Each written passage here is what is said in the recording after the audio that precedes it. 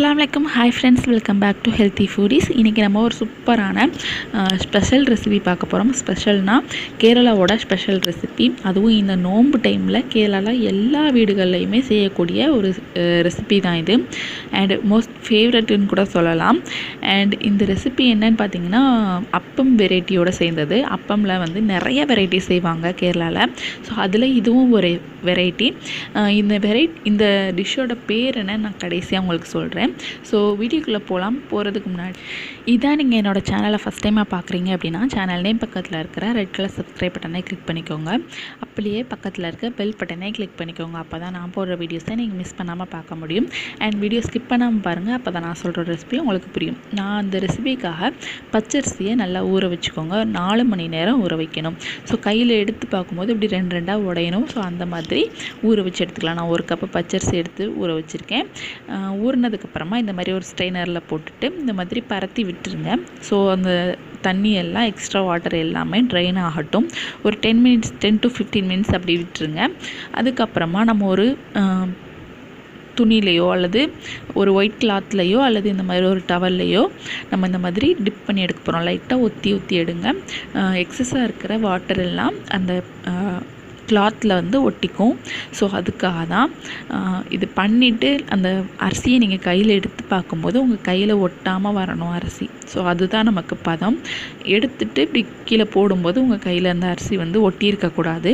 So அந்த மாதிரி எடுத்துகிட்டு நல்லா கிரைண்ட் பண்ணி எடுத்துக்கோங்க. நல்லா மாவாக கிரைண்ட் பண்ணி எடுத்துக்கோங்க இந்த மாதிரி. ஸோ 1 கப் அளவு ஒரே ஒரு கிளாஸ் அரிசி தான் நான் போட்டேன். பாருங்கள், 1/2 கப் அளவுக்கு நமக்கு மாவு கிடச்சிருக்கு.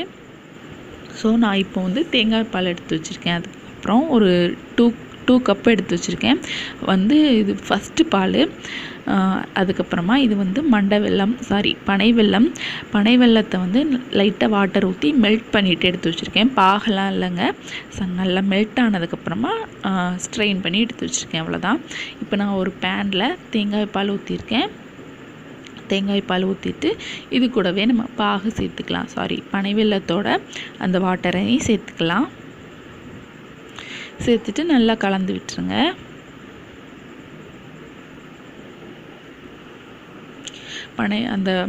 பனை வெல்லத்தோட அந்த வாட்டர் வந்து நல்லா ஆறுனதுக்கப்புறமா தேங்காய் பாலோட சேருங்க. இல்லைன்னா தேங்காய் பால் வந்து பிரியாக திரிஞ்சு போகிறதுக்கு சான்ஸ் இருக்குது. ஸோ அதனால தான் இப்போ நான் வந்து அடுப்பில் வைக்கலைங்க. சாதாரணமாக வெளியே தான் வச்சுருக்கேன் பேனை.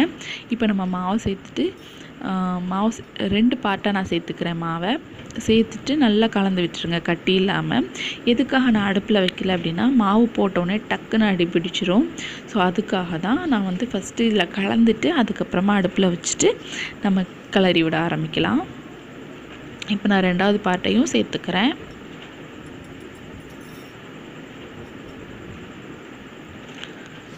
நல்லா கலந்து விட்டுருங்க. கட்டிலாம் ஆகாது. பட் இருந்தாலும் அடுப்பில் வச்சு செய்யும்போது டக்குன்னு அடி பிடிச்சிரும். அதுக்காக தான். பாருங்கள், நல்லா ஸ்மூத் ஆயிடுச்சு. இப்போ நான் அடுப்பில் வச்சுட்டு நல்லா கிளறி விடுறேன்.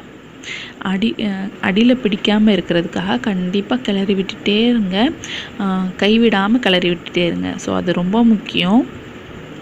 இப்போ நம்ம 3 பொருள் இந்த ரெசிப்பியில் சேர்த்துருக்கோம். இன்னும் ஒரே ஒரு பொருள் தான். அது நமக்கு லாஸ்ட்டாக தேவைப்படும்.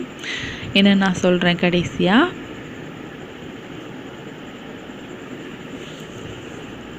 நம்ம வீட்டில் இருக்கிற பொருளை கொண்டு ரொம்ப ஈஸியாக செஞ்சிடலாம்.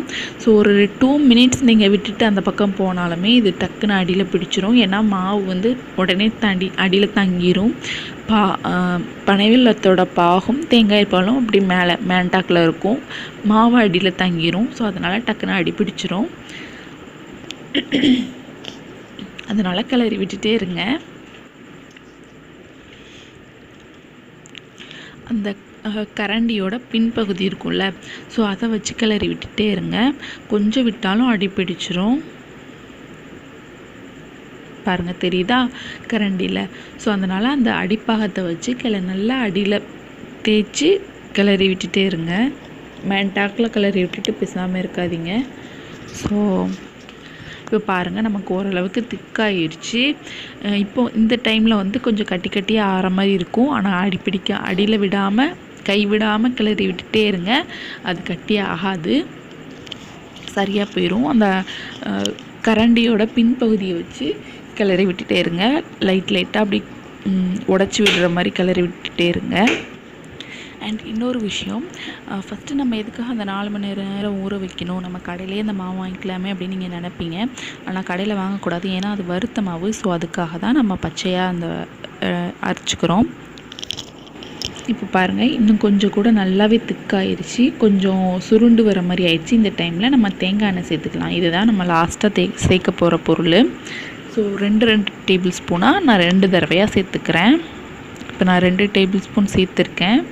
ஸோ நல்லா கலந்து விட்டுட்டு இப்போ நான் 2வது சுருண்டு வரும், கொஞ்சம் நல்லாவே சுருண்டு வருது இப்போவே. ஸோ இப்போ இன்னொரு தடவை 2 டேபிள் ஸ்பூன் அளவுக்கு தேங்காய் எண்ணெய் சேர்த்துக்கலாம்.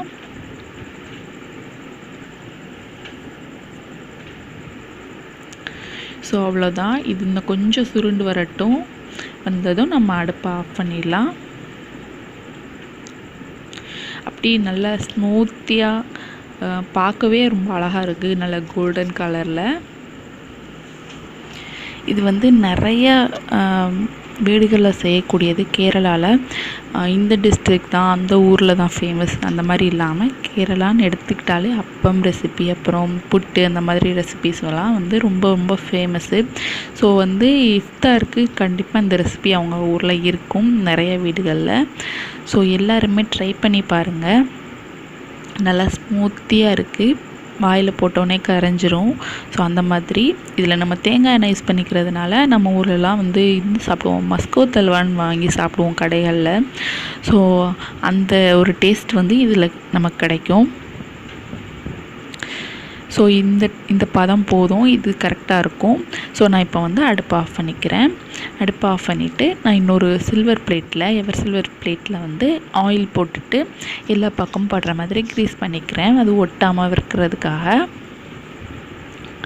க்ரீஸ் பண்ணிவிட்டு இப்போ நம்ம வந்து அந்த ஏற்கனவே ரெடி பண்ணி வச்சுருக்கோம்ல, அதை வந்து நம்ம இந்த பிளேட்டில் வந்து ட்ரான்ஸ்ஃபர் பண்ண வைக்க போகிறோம். சூடாக இருக்கும்போதே அடுப்புலேருந்து எடுத்த உடனேயே நம்ம வந்து ட்ரான்ஸ்ஃபர் பண்ணணும். ஏன்னா கொஞ்சம் ஆறுனாலும் அது நல்லா கெட்டி ஆயிரும்.